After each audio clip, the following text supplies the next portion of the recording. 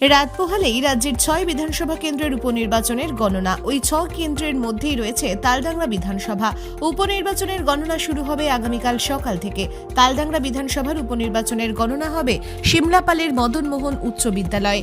Vote গ্রহণের পরের দিন থেকেই কড়া কেন্দ্রীয় বাহিনীর নিরাপত্তায় রাখা হয়েছে সমস্ত ইভিএম, ভিভিপ্যাট মেশিন। আজ শুক্রবার সকাল থেকেই গণনা কেন্দ্র সিমলাপাল মদনমোহন উচ্চ বিদ্যালয়ে প্রশাসনের আধিকারিকদের তৎপরতা লক্ষ্য করা গিয়েছে। পাশাপাশি গণনাকে কেন্দ্র করে নিরাপত্তা জোরদার করা হয়েছে গণনা কেন্দ্রে।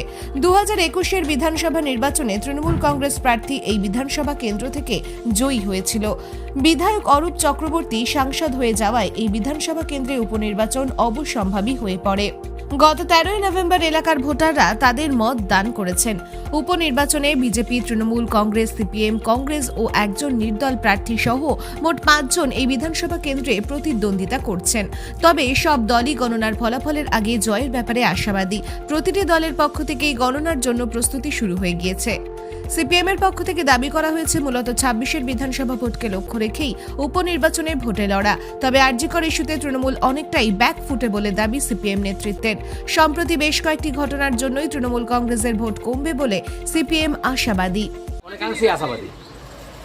আমরা লাস্ট পঞ্চায়েত ভোটে যেভাবে লড়াই করেছিলাম প্যারালালি সেইভাবেই লড়াই করবার চেষ্টা করেছি এবং আমাদের এলাকাতে আমরা লক্ষ্য করেছি যে গতবার এই তালডাংরা বিধানসভাতে প্রায় আমরা 48,000-এর কাছাকাছি ভোট পেয়েছিলাম।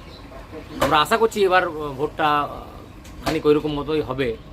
আমাদের কমরেডরা যথেষ্ট আন্তরিকভাবে চেষ্টা করেছে এবং লোকাল প্রার্থী আমাদের একজন মাস্টারমশাই যেভাবে কমরেডরা নেমেছিলেন মাঠে তাতে আমরা যথেষ্ট আশাবাদী। নিরাপত্তার বিষয়ে অ্যাকচুয়ালি আমাদের প্রত্যেকদিন কমরেডরা স্ট্রং রুমে পাহারাতে থাকেন। আমরা পুরোপুরি সরকারের যে টিম তাদের উপরে নির্ভর করছি না, খানিক নিজেদের কমরেডদের উপরও নির্ভর করছি। আমরা আমাদের কমরেডদেরকে আমরা স্ট্রং রুমে পাহারায় রেখেছি, 13 তারিখের পর থেকে প্রতিদিন থাকেন। তবে এবারে আমরা একটু খানিক অসুবিধার মধ্যে দেখছি যে তৃণমূল বিজেপি এরা উভয় পক্ষই এমন একটা ভাবভঙ্গি দেখাচ্ছে যে কোনো সময় একটা সমস্যার সৃষ্টি হতে পারে। স্থানীয় প্রশাসন এটাকে নিয়ে ঠিক মেটাতে পারছে বলে আমার মনে হচ্ছে না।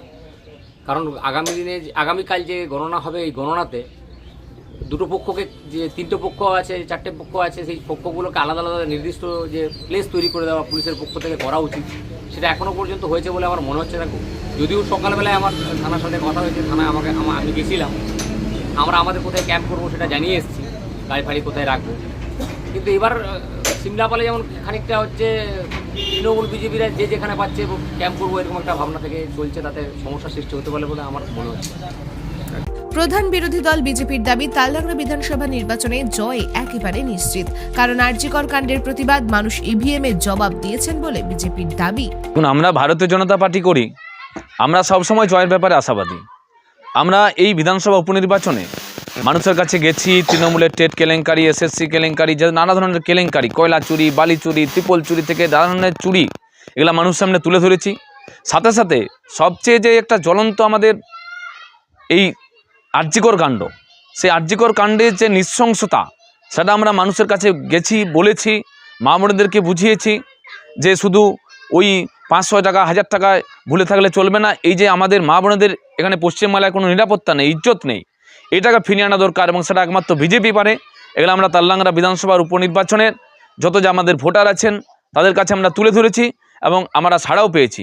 তা আমরা আশাবাদী যে আমরা এই উপনির্বাচনে আমরা ভারতীয় জনতা পার্টি জয়লাভ করব এবং সাথে সাথে এটাও আমরা আশাবাদী যে বিজেপি যদি আসে তাহলে এরকম মুর্শিদাবাদ যে বেলডাঙ্গার মতন ঘটনা যাতে আমাদের এখানে না ঘটে, সেটাও বিজেপি থাকলে ঘটবে না।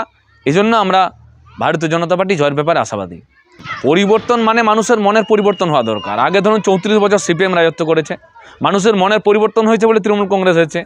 ঠিক একইভাবে আমরা বিভিন্ন জায়গায় ঘুরে ঘুরে লক্ষ্য করেছি যে মানুষের মনে পরিবর্তন জেগেছে এবং এই পরিবর্তন এই তালডাংরা বিধানসভার উপনির্বাচনে আপনারা দেখতে পাবেন যে পরিবর্তন, যে ভারতীয় জনতা পার্টি জয়লাভ করছে। তবে তৃণমূলের গলায় একেবারে উল্টো সুর। তৃণমূল জয়ের ব্যাপারে ভাবছে না, জয়ের ব্যবধান কতটা বেশি হবে সেই নিয়ে ভাবনা।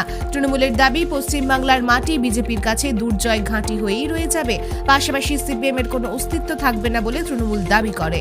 কিছুই নেই, ব্যাপার হচ্ছে যে আমরা মোটামুটি আমাদের প্রস্তুতি প্রায় শেষ করে ফেলেছি। সমস্ত কাউন্টিং যারা এজেন্ট থাকবেন তারা বিকেলের মধ্যে পৌঁছে যাবেন অফিসে। আমরা মোটামুটি তৈরি হয়ে গেছি, আর কাল সকালবেলায় 6:30টার মধ্যে সবাই কাউন্টিং হলে ঢুকে যাবে। আর বাকি জয়ের ব্যাপারে তো প্রথম দিন থেকে বলে আসছি যে জয় দিয়েই শুরু করেছে তৃণমূল কংগ্রেস এখানে, এবং মিলিয়ে নেবেন 30,000-এর বেশি ভোটে তৃণমূল কংগ্রেস এখানে জিতছে। বিজেপি দেখুন, বাংলার মানুষের পালস বুঝতে ব্যর্থ হয়েছে বিজেপি, আর সিপিএমকে বাংলার মানুষ দেখে নিয়েছে। অতএব এদের আশা নিরাশা নিয়ে বেদম কিছু ভাবার নেই, কারণ বাংলার মানুষ ইতিমধ্যে সিপিএমকে রিজেক্ট করেছে। আর গত কয়েকটা নির্বাচনে সারা শক্তি প্রয়োগ করার পরেও বিজেপি বাংলায় ব্যর্থ হয়েছে। বাংলার মানুষ বিজেপিকে প্রত্যাখ্যান করেছে। বিজেপির জন্য বাংলার মাটি দুর্জয় ঘাঁটি হয়েই রয়ে যাবে।